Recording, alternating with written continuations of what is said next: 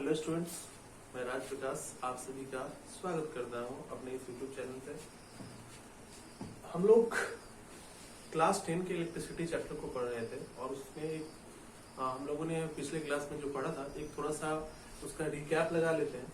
और जो बच्चे मेरा ये वीडियो देख रहे हैं उससे पहले मेरा इससे प्रीवियस वीडियो जरूर देखें, उसका लिंक डिस्क्रिप्शन में है, तो आप लोग जाके उसको आराम से देख सकते हैं। फिर इस वीडियो को देखें और ज्यादा अच्छे से समझ में आएगा।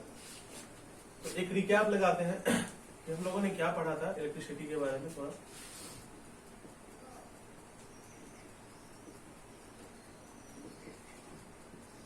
इलेक्ट्रिसिटी के डेफिनेशंस को हमने देखा था, फिर हम लोगों ने स्टैटिक इलेक्ट्रिसिटी और करंट इलेक्ट्रिसिटी के बारे में देखा था, और लास्ट में हम लोगों ने देखा था कि इलेक्ट्रिसिटी जो है किसी भी एक वायर में अगर एंटर करती है जितना अमाउंट, वो उसके एग्जिट भी उतना ही अमाउंट करती है।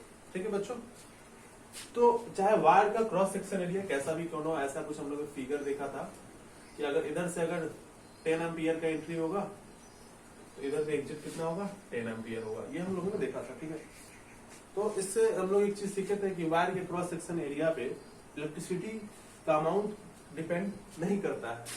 ठीक, उसके बाद हम लोगों ने एक और चीज के बारे में डिस्कशन किया था कि किन किन मेटल्स से होकर इलेक्ट्रिसिटी ये पास कर जाता है, गुजर जाता है। तो हम लोगों ने उसमें तीन चीजें देखी थी। एक देखा था कंडक्टर, एक देखा था सेमीकंडक्टर, और तीसरा देखा था इंसुलेटर। और देखा था उसमें क्या कि जो कंडक्टर है, कंडक्टर में बहुत सारे फ्री इलेक्ट्रॉन्स होते हैं जिसके कारण उसमें इलेक्ट्रिसिटी आराम से पास कर जाता है। और इसके एग्जांपल्स में हम लोगों ने मेटल्स को लिया था, है ना। उसके बाद जैसे आयरन है, इसके बारे में हम लोगों ने लिया था कि आयरन से बहुत सारा इलेक्ट्रिसिटी आराम से पास कर जाता है बच्चों। फिर अगर इंसुलेटर की बात करें तो इंसुलेटर में लिया था जिसमें बिल्कुल ही फ्री इलेक्ट्रॉन्स नहीं है ना, और वो उसमें बिल्कुल ही इलेक्ट्रिक करंट पास नहीं कर पाता है, जैसे लकड़ी है, प्लास्टिक है, तो ये सारी चीजें। एक सेमीकंडक्टर लिया था जिसमें सिलिकॉन और जर्मेनियम का एग्जाम्पल हम लोगों ने लिया था।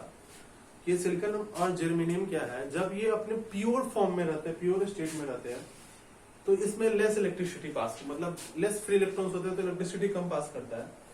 और जब इसमें इम्प्योर फॉर्म में होते हैं बच्चों, तो इसमें ज्यादा फ्री इलेक्ट्रॉन्स होते हैं, तो इससे ज्यादा इलेक्ट्रिसिटी का अमाउंट पास करता है। तो ये अब उससे आगे बढ़ते हैं। एक टॉपिक आता है बार बार जब हम लोग पढ़ रहे थे सेमीकंडक्टर, सॉरी एक वर्ड आ रहा था, इसमें था क्या, फ्री इलेक्ट्रॉन्स। ये फ्री इलेक्ट्रॉन्स क्या है, क्या कहीं मार्केट में फ्री में मिलता है क्या? नहीं, ऐसा कुछ नहीं है ना, कि मार्केट में फ्री में मिल जाए उसको फ्री इलेक्ट्रॉन्स कहते हैं। ठीक, अब हम ये फ्री इलेक्ट्रॉन्स के बारे में पढ़ेंगे कि ये फ्री इलेक्ट्रॉन्स क्या है, और फिर चार्ज अगर इलेक्ट्रिसिटी करंट या इलेक्ट्रिक करंट या इलेक्ट्रिसिटी अगर पास करता है तो कैसे, कहां से कैसे पास करता है, क्या प्रोसेस है, उसके बारे में पढ़ेंगे। फिर पीडी पढ़ेंगे, पोटेंशियल डिफरेंस देखेंगे। इस फ्री इलेक्ट्रॉन्स को ही हम लोग एक और नाम से जानते हैं, और वो नाम है चार्ज कैरियर्स। बच्चों ये क्या है, चार्ज कैरियर्स। अब देखो एक बात बताते हैं कि जैसे आप कोई इलेक्ट्रोलाइटिक सॉल्यूशन लेते हैं, आपने 8वीं कक्षा में पढ़ी होगी, 8th क्लास में, कि एक एनोड होता है ना, इलेक्ट्रोड होते हैं, दो तरह के इलेक्ट्रोड होते हैं। इलेक्ट्रोड दो टाइप में बढ़ता है, एनोड और कैथोड में, है ना। एनोड कौन होता है, तो पॉजिटिव वाला, और कैथोड कौन होता है, निगेटिव वाला होता है। अगर इसमें हमको जैसे, और इसके अंदर कटायंस और अनायंस ये सॉल्यूशन भरा हुआ है, ये निगेटिव को कटायन कहते हैं और इसको अनायन कहते हैं, पॉजिटिव को, चार्ज को, कटायन और अनायन। ठीक है, तो आयंस एक कटायन और दूसरा अनायन इसमें। अब देखो ये एनोड से कुछ भी होगा जो इधर से निकलेगा फ्री इलेक्ट्रॉन्स, वो यहां से जाकर कैथोड पे जमा होता है। ये हम लोगों ने 8वीं कक्षा में पढ़ा है, इस क्लास में भी इसको डिटेल में पढ़ेंगे। तो ये यहां से अगर इलेक्ट्रॉन्स निकल रहे हैं तो इसको कैरी करने का काम कौन करता है, या यहाँ से जो भी कुछ, जैसे मान लेते हैं कि हमको यहाँ प्योर गोल्ड चाहिए, तो प्योर गोल्ड है तो प्योर हम इधर लेंगे, इधर इम्प्योर होगा, तो इसमें से इम्प्योर में से प्योर गोल्ड जब निकलेगा बाहर, तो उस प्योर गोल्ड को लेकर इस कैथोड तक कौन आएगा, ये आयंस लेकर आएंगे, ये आयंस लेकर आएंगे। यानी कि ये चार्ज कैरी करने वाले ये आयंस है, और ये इसके फ्री इलेक्ट्रॉन्स को कैरी करके यहाँ तक लेके आते हैं, तभी इसमें इलेक्ट्रिसिटी का फ्लो होता है। इसका मतलब है कि कोई ना कोई कैरी करने वाला चीज होना चाहिए जो चार्ज को कैरी करे, या चार्ज कैरियर्स हो, चार्ज को या इलेक्ट्रॉन को कैरी करे, तो हमारा इलेक्ट्रिसिटी फ्लो होता है। या फिर फ्री इलेक्ट्रॉन्स हो तो वो भी चार्ज ही कैरियर है, इसलिए हम लोग उसको चार्ज कैरियर के नाम से भी जानते हैं। एक और चीज बात देखते हैं कि फ्री इलेक्ट्रॉन्स क्या होता है। आप लोग केमिस्ट्री में पढ़े हुएगा एटम्स का स्ट्रक्चर, ऐसा कुछ स्ट्रक्चर होता है, ठीक है बच्चों। ये नॉन मेटल का हम मेटल का स्ट्रक्चर ले लेते हैं, और एक ले लेते हैं इधर हम नॉन मेटल। आप मेटल और नॉन मेटल को अगर पढ़ोगे तो एक बात आपको पता चलेगा कि मेटल का जो साइज होता है, मेटल का जो एटम का साइज होता है बच्चों, वह नॉन मेटल के एटम के साइज से थोड़ा सा बड़ा होता है ना। आप केमिस्ट्री में जाके इसको पढ़ लोगे, केमिस्ट्री में जब आप पढ़ोगे एटॉमिक स्ट्रक्चर चैप्टर में पढ़े होगे, तो आपको याद होगा कि उसमें बताया जाता है कि मेटल का जो साइज होता है वो नॉन मेटल के एटम के साइज से बड़ा होता है। अब यहाँ पे हमारा सारा पॉजिटिव चार्ज कहाँ है, तो सेंटर में है। अब मान लो इसमें इलेक्ट्रॉन्स बहुत सारे पड़े पड़े हैं, यहाँ भी इलेक्ट्रॉन्स, यहाँ भी इलेक्ट्रॉन्स, यहाँ भी इलेक्ट्रॉन्स, यहाँ भी इलेक्ट्रॉन्स, सब इलेक्ट्रॉन्स पड़े हैं, इसमें भी इलेक्ट्रॉन्स है आउटर मोस्ट में, है ना। तो ये इलेक्ट्रॉन्स देखने को मिला हमें। अब क्या है कि सेंटर से आउटर मोस्ट इलेक्ट्रॉन के बीच की जो दूरी है, ये डिस्टेंस और ये डिस्टेंस किसमें ज्यादा है, तो मेटल में ज्यादा है, और नॉन मेटल में क्या है, कम है। इसका ये मतलब है बच्चों कि अगर डिस्टेंस ज्यादा है तो फोर्स कम लगाएगा ये प्रोटॉन इस पे, ये सेंटर का जो न्यूक्लियस है इस इलेक्ट्रॉन पे फोर्स कम लगाएगा। तो इस मेटल में से एक इलेक्ट्रॉन आराम से बाहर निकल जाएगा, है ना। और ये जो बाहर निकल जाएगा फोर्स कम होने के कारण, इसी इलेक्ट्रॉन्स को कहा जाता है फ्री इलेक्ट्रॉन्स, ठीक है। और नॉन मेटल में फोर्स थोड़ा सा ज्यादा होता है क्योंकि डिस्टेंस कम होता है, तो इसमें फ्री इलेक्ट्रॉन्स बाहर नहीं निकल पाता है, तो इसमें फ्री इलेक्ट्रॉन्स नहीं होते हैं जनरली वर्ड में इसलिए बोल रहा हूँ कि किसी किसी केस में नॉन मेटल्स में भी बाहर निकल जाते हैं और नॉन मेटल में भी नहीं निकलते। तो ये जनरली मैंने इसलिए ये बोला है कि जनरली मेटल से फ्री इलेक्ट्रॉन्स एक इलेक्ट्रॉन दूरी के कारण, ज्यादा दूरी होने के कारण बाहर आ जाता है। अब ये मेटल के बाहर है यानी कि फ्री है, इसलिए इसको फ्री इलेक्ट्रॉन्स कहा जाता है। इसमें नहीं होता है इसलिए इसको फ्री इलेक्ट्रॉन्स नहीं कहा जाता है। और ऐसे भी आप मेटल्स के आउटर मोस्ट ऑर्बिट में यानी कि बाहरी कक्षा में देखोगे, बाहरी सेल में, तो कितने होंगे, एक इलेक्ट्रॉन होते हैं, 2 या 3 इलेक्ट्रॉन होते हैं, तो वो आसानी से बाहर निकल सकता है। और नॉन मेटल में कितने होते हैं, 5, 6, 7 होते हैं। तो वो क्या होता है ना कि इलेक्ट्रॉन एक्सेप्टर है, इलेक्ट्रॉन डोनेटर नहीं है, तो ये तो बाहर इलेक्ट्रॉन निकालेगा नहीं और अपने में लेता है इलेक्ट्रॉन। ये हम लोग 8वीं कक्षा में पढ़ चुके हैं, है ना। और पिछले कक्षा 9वीं कक्षा में भी, 9th क्लास में भी हम लोगों ने ये पढ़ा था। तो ये फ्री इलेक्ट्रॉन्स है, ठीक है। अब देखो, तो आप लोग फ्री इलेक्ट्रॉन्स का पूरा खेल समझ गए कि फ्री इलेक्ट्रॉन्स क्या होता है बच्चों। अब एक और चीज बात आती है कि ये फ्री इलेक्ट्रॉन्स अगर बाहर आते हैं तो मूव करते हैं, एक प्लेस से दूसरे प्लेस तक मूव करते हैं, तभी हम कहते हैं कि इलेक्ट्रिक करंट पास हुआ है इस वायर से। अगर किसी वायर में कब कहेंगे कि इलेक्ट्रिक करंट पास हो रहा है, तभी ना कहेंगे कि जब उसमें से फ्री इलेक्ट्रॉन्स या चार्ज या प्रोटॉन जो भी हो, वो एक प्लेस से दूसरे प्लेस तक मूव करेगा, तो हम कहेंगे कि इलेक्ट्रिक करंट पास हुआ है, ठीक। अब हमारा प्रोसेस जो मेन आएगा कि ये इलेक्ट्रॉन्स मूव कैसे करते हैं, उसको आइए देखते हैं। मान लीजिए कि ये एक वायर है, ठीक है, ये एक वायर है। अब इसमें वायर है तो ये एटम्स होंगे, जिस चीज का भी वायर हो उसका एटम है, बहुत सारे एटम, ठीक। अब एटम है तो उससे बाहर निकलेगा क्या, हम मेटालिक वायर ले लेते हैं, ठीक है। ये मेटालिक वायर है, एक तरह से क्या है बच्चों, मेटालिक वायर, ठीक है। तो इसमें से क्या करेगा कि इलेक्ट्रॉन्स बाहर आएगा, और वो इलेक्ट्रॉन्स क्या होंगे, फ्री इलेक्ट्रॉन्स, ठीक है। ये इलेक्ट्रॉन्स, फ्री इलेक्ट्रॉन्स, यहाँ भी free electrons, electrons, free electrons, ये देखा हमने फ्री इलेक्ट्रॉन्स। आप इसके मोशन के डायरेक्शन को देखिए, जो मैंने तीर बनाकर, एरो बनाकर दिखाया है कि इसमें जो भी इलेक्ट्रॉन्स है रैंडम इधर उधर भाग रहे हैं, है ना। कोई इस डायरेक्शन में जा रहा है, कोई दूसरे डायरेक्शन में जा रहा है, कोई और डायरेक्शन में जा रहा है, लेकिन फ्री इलेक्ट्रॉन्स है इसके पास, ठीक। क्यों, क्योंकि ये मेटालिक वायर है, और मेटालिक वायर किसी भी मेटल का हो सकता है, कॉपर का ले लो, सिल्वर का ले लो, किसी भी मेटल्स का ये मेटालिक वायर है।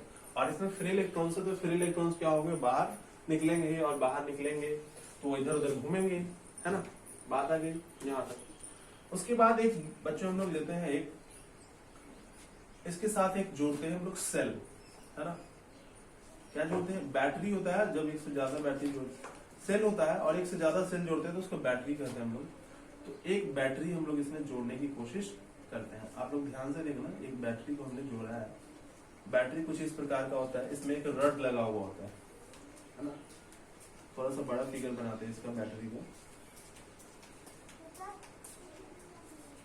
ऐसा बैटरी होता है, इसमें एक रड होता है यहाँ पर, है ना। ठीक है बच्चों, ये रड होता है। अब देखो यहाँ क्या होता है कि ये जो रड है और ये रड के चारों तरफ इस पे केमिकल भरा होता है, ठीक है। और ये रड क्या होता है? कार्बन रड होता है ना। और ये केमिकल पूरा भरा होता है। तो इस रड में, बैटरी के अंदर जो रड है हमारा, ये ब्लैक कलर का आप देखोगे, बैटरी टॉर्च बैटरी लोगे, तो इसमें क्या होगा कि रड और इस केमिकल के बीच में रिएक्शन होता है। और इसलिए कहते हैं कि इसमें अंदर केमिकल रिएक्शन होता है और बैटरी के अंदर केमिकल एनर्जी पाया जाता है। आप जब चैप्टर पढ़े होंगे वर्क एनर्जी, तो किसके अंदर क्या से कौन सा एनर्जी होता है? तो केमिकल रिएक्शन होता है। और ये जब केमिकल रिएक्शन होता है तो यहाँ पे माइनस माइनस चार्ज बहुत सारा जमा हो जाता है ना। इसको पूरा बैटरी का जब स्ट्रक्चर डिटेल में पढ़ेंगे, सीनियर क्लास में जाओगे तो पढ़ोगे तो आपको बताया जाएगा कि माइनस जमा हो जाता है। और इधर माइनस जमा होगा तो यहाँ पे क्या होगा बच्चों? प्लस जमा हो जाएगा, है ना। ये सब जगह पे क्या होगा? प्लस जमा हो जाएगा। अब ध्यान से जरा आप देखो, एक बात समझने की कोशिश करो। ये बैटरी का स्ट्रक्चर है। एक और बात समझो जरा कि अगर हमारे पास वाटर का 2 टैंक है, क्या है? वाटर का 2 टैंक है, ठीक है बच्चों। एक टैंक में पानी पूरा एकदम ऊपर तक भरा हुआ है और दूसरे टैंक में पानी बिल्कुल ही नहीं है। अगर यहाँ पे एक टैप लगा हुआ है, मान लो नल लगा हुआ है, और उस नल को हम खोलेंगे तो क्या होगा?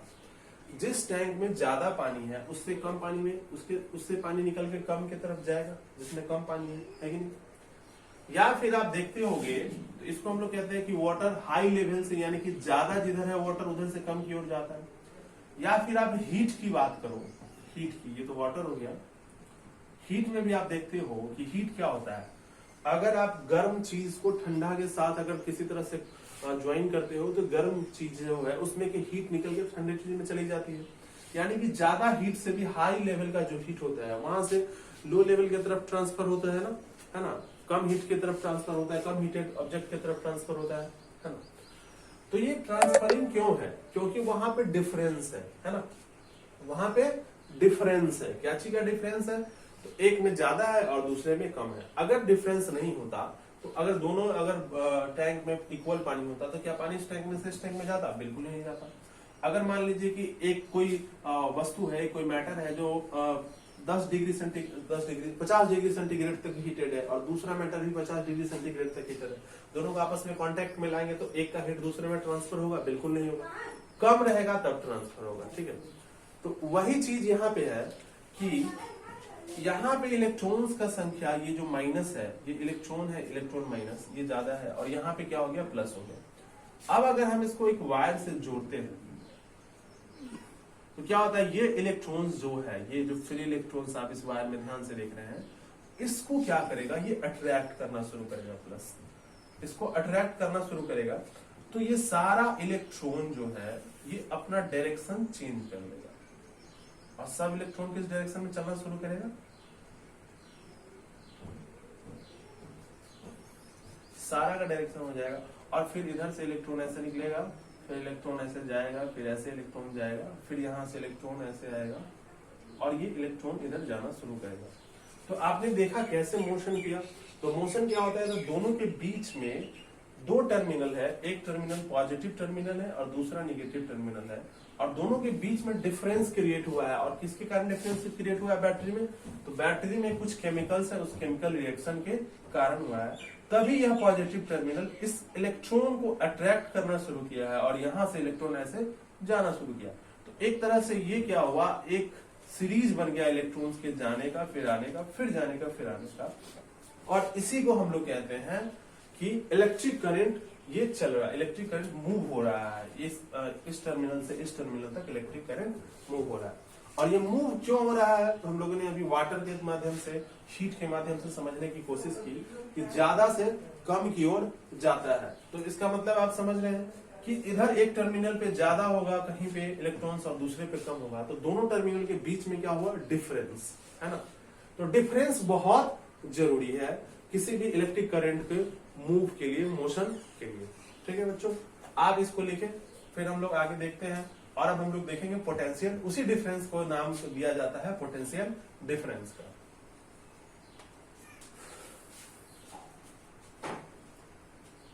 बच्चों डिफरेंस को हम लोग क्या नाम दिए थे, पोटेंशियल, है ना, डिफरेंस, क्या नाम दिया था हम लोगों ने, पोटेंशियल डिफरेंस का नाम दिया था। इसको एक और नाम से आप लोग जानते हैं जिसको कहते हैं वोल्टेज, और इसको हम लोग डिनोट करते हैं V से, कहीं कहीं डेल्टा V से भी डिनोट किया हुआ रहता है। एक्चुअली ये पोटेंशियल डिफरेंस है क्या, अभी आपने देखा कि दो जगहों के बीच में, दो टर्मिनल्स के बीच में जो डिफरेंस होता है, हम लोग उसको क्या कहते हैं, पोटेंशियल डिफरेंस। इसको अगर समझने की बात करी जाए तो हम एक समझ सकते हैं, जो हम लोगों ने अभी वाटर टैंक बनाया था कि एक में वाटर ज्यादा है और दूसरे में वाटर क्या है, कम है ना। तो अगर इस दोनों को ज्वाइन कर दे तो क्या होगा कि इसमें से वाटर निकल के इसमें आना शुरू हो जाएगा। क्यों, क्योंकि दोनों के वाटर लेवल में क्या है, डिफरेंस है। हीट के साथ वैसे ही होता है कि हीट में भी क्या होता है कि जब डिफरेंस होता है तो वो क्या करता है कि ट्रेवल करना शुरू कर देता है ज्यादा हीट के वाले कॉन्सेंट्रेशन की तरफ से, हॉटर बॉडी से कूलर बॉडी की ओर वो होने लगता है। तो ये डिफरेंस होता है, इसी को हम लोग पोटेंशियल डिफरेंस कहते हैं। मान लीजिए बच्चों की दो पॉइंट है, ठीक है, क्या है, दो पॉइंट है, ठीक, ए और बी है। अगर हम पोटेंशियल डिफरेंस के डेफिनेशंस की बात करें तो ये कैसे पता चलेगा हमको, तो अगर हम 1 कूलम, क्या 1 कूलम, पॉजिटिव 1 कूलम जो चार्ज है, इसको इस पॉइंट से इस पॉइंट तक लेके अगर आते हैं, या 1 कूलम चार्ज पॉइंट ए से पॉइंट ए बी तक जाता है, तो कोई भी चीज अगर मोशन करता है एक जगह से दूसरे जगह तो कुछ ना कुछ वर्क होता है बच्चों, ठीक है। तो अगर ये 1 कूलम चार्ज को, 1 कूलम चार्ज को किसी एक पॉइंट से दूसरे पॉइंट तक ले जाने में जितना वर्क होगा उसी को हम लोग कहते हैं पोटेंशियल डिफरेंस, ठीक है। दो टर्मिनल हम लोगों ने ए और बी लिया है, तो इसका सिंपल अगर डेफिनेशंस की बात करें हम लोग, सिंपल अगर हम डेफिनेशंस की बात करें तो क्या होगा कि work done by 1 coulomb charge from 1 coulomb charge moving from A to B is potential difference between A to B। बच्चों इसको आप लोग ध्यान से देखिए जरा, क्या है पोटेंशियल डिफरेंस। तो पोटेंशियल डिफरेंस के बारे में हम लोगों ने पढ़ा कि अगर कोई दो टर्मिनल के बीच में डिफरेंस होगा तभी इलेक्ट्रिक करंट पास करेगा, अगर डिफरेंस नहीं होगा तो पास नहीं करेगा। तो डिफरेंस कितना है ये पता करने के लिए हमको क्या करना है कि चार्ज लेना है, चार्ज ही तो मूव करेगा ना। तो 1 कूलम हमने चार्ज ले लिया, और जब 1 कूलम चार्ज यहां से यहां तक मूव करता है, अगर 1 कूलम चार्ज मूव कर रहा है तो इस 1 कूलम चार्ज के मूव करने में जितना वर्क डन, जितना कार्य हो रहा है, उसको हम लोग क्या कहते हैं, उसी को हम लोग कहते हैं पोटेंशियल डिफरेंस कहते हैं। और वो दोनों टर्मिनल के बीच का पोटेंशियल डिफरेंस है।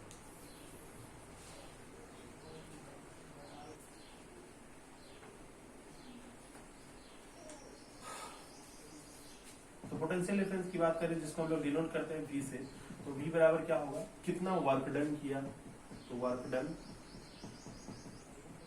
बाय कितना, 1 coulomb charge per unit charge, तो चार्ज। और वर्क डन को हम लोग क्या चीज से लिखते हैं भाई, वर्क डन को हम लोग मापते हैं जूल, और इसको मापते हैं कूलम में, और इसी को अगर जूल बाय कूलम में एक और नाम दिया जाए तो ये वोल्ट होता है, ठीक है। तो इस तरह से हम पोटेंशियल डिफरेंस को मापेंगे कि कैसे हम पोटेंशियल डिफरेंस को माप सकते हैं। तो अब देखो बच्चों, यहाँ पे क्या है कि एक टर्मिनल में ज्यादा है, एक टर्मिनल पे कम है, इसको हम लोग कहते हैं पोटेंशियल डिफरेंस की। जैसे कि एक कूलम चार्ज को लेकर यहाँ से यहाँ तक आते हैं, तो जितना वर्क डन होता है हम लोग उसको पोटेंशियल डिफरेंस करते हैं। इसको आप लिखे, उसके बाद आगे बढ़ते हैं, कुछ न्यूमेरिकल क्वेश्चंस लेंगे, उसके बाद फिर इस क्लास का सम अप करेंगे।